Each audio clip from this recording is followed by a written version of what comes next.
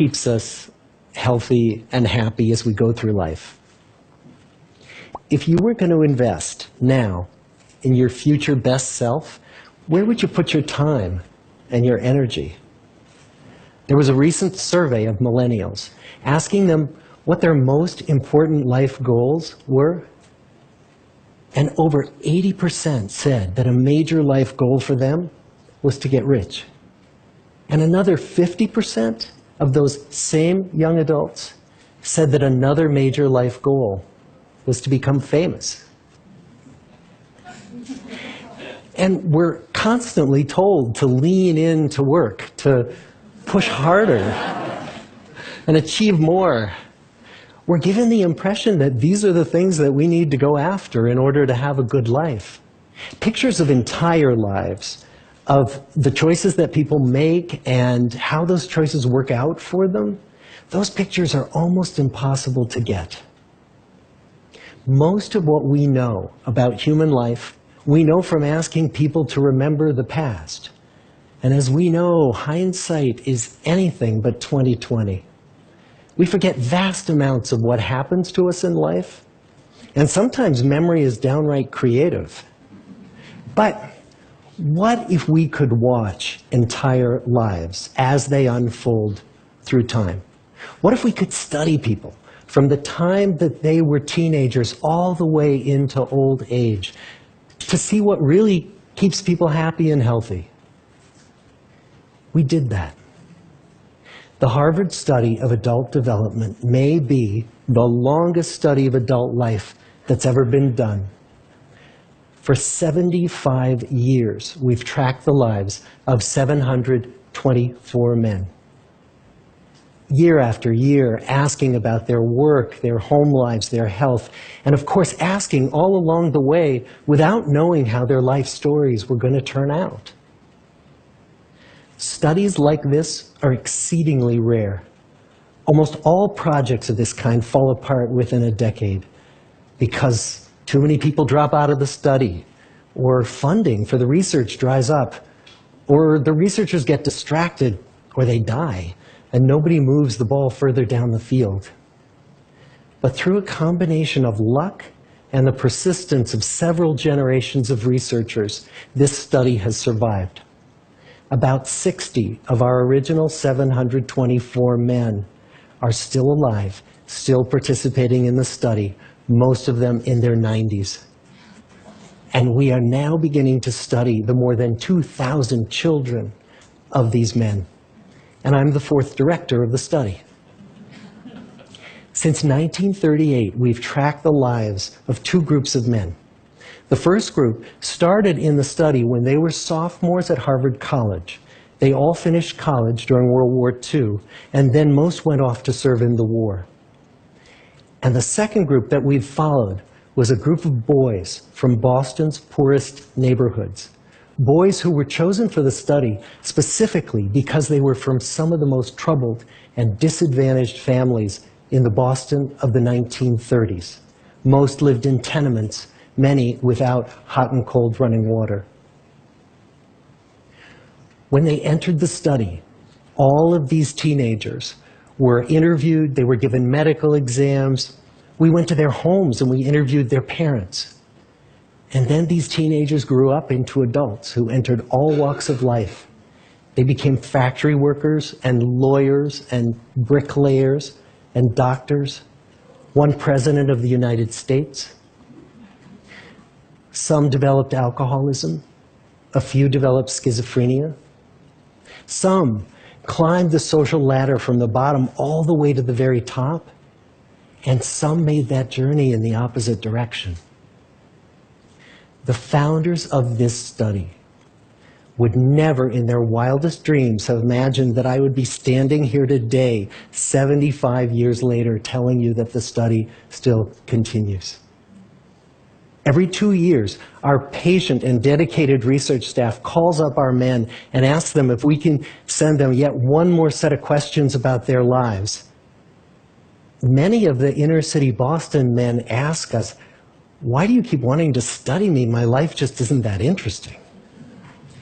The Harvard men never asked that question.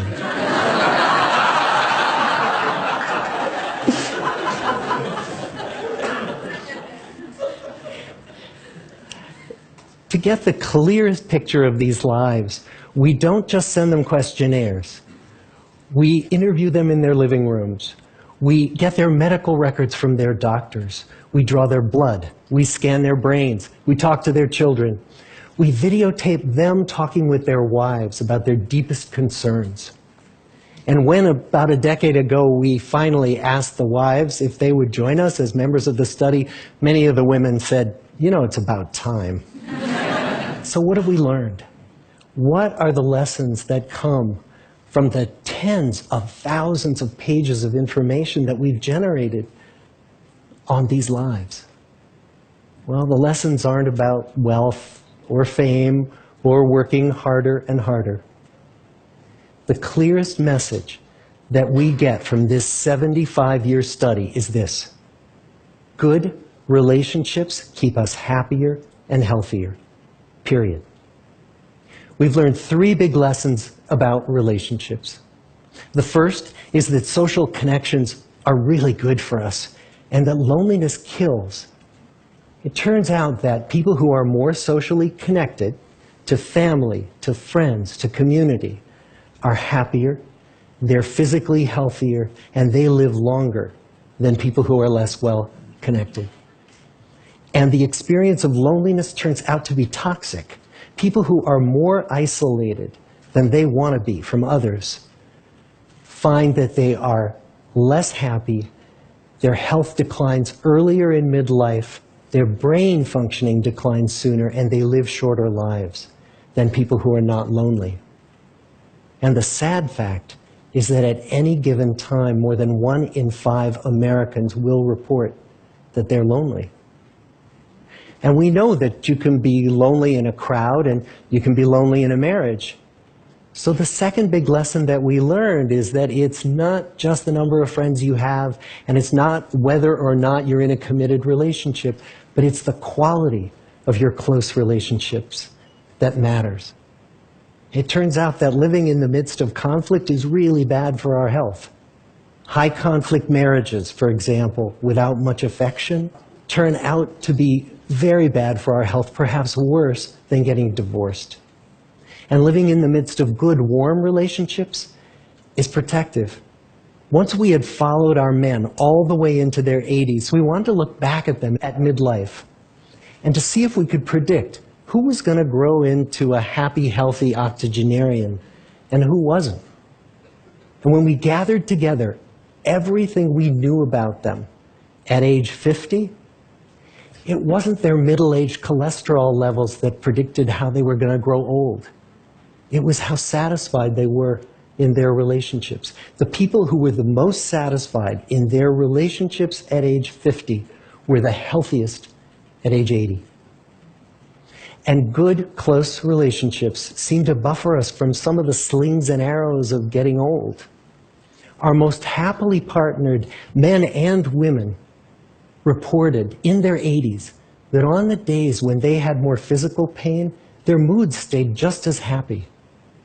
But the people who were in unhappy relationships, on the days when they reported more physical pain, it was magnified by more emotional pain. And the third big lesson that we learn about relationships and our health is that good relationships don't just protect our bodies, they protect our brains. It turns out that being in a securely attached relationship to another person in your 80s is protective. That the people who are in relationships where they really feel they can count on the other person in times of need, those people's memories stay sharper longer. And the people in relationships where they feel they really can't count on the other one, those are the people who experience earlier memory decline. And those good relationships, they don't have to be smooth all the time. Some of our octogenarian couples could bicker with each other day in and day out. But as long as they felt that they could really count on the other when the going got tough, those arguments didn't take a toll on their memories. So, this message that good, close relationships are good for our health and well-being, this is wisdom that's as old as the hills. Why is this so hard to get and so easy to ignore? Well, we're human. What we'd really like is a quick fix, something we can get that'll make our lives good and keep them that way. Relationships are messy and they're complicated, and the hard work of tending to family and friends, that's not sexy or glamorous. It's also lifelong. It never ends. The people in our 75-year study who were the happiest in retirement were the people who had actively worked to replace workmates with new playmates. Just like the millennials in that recent survey, many of our men, when they were starting out as young adults, really believed that fame and wealth and high achievement were what they needed to go after to have a good life. But over and over these 75 years, our study has shown that the people who fared the best were the people who leaned into relationships with family, with friends, with community. So what about you? Let's say you're 25, or you're 40, or you're 60. What might leaning into relationships even look like? Well, the possibilities are practically endless. It might be something as simple as replacing screen time with people time, or livening up a stale relationship by doing something new together, long walks or date nights, or reaching out to that family member who you haven't spoken to in years, because those all too common family feuds take a terrible toll on the people who hold the grudges. I'd like to close with a quote from Mark Twain.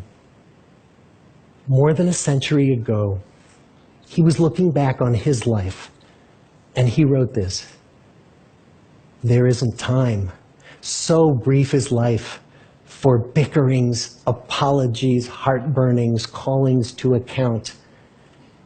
There is only time for loving, and but an instant, so to speak, for that. The good life is built with good relationships." Thank you.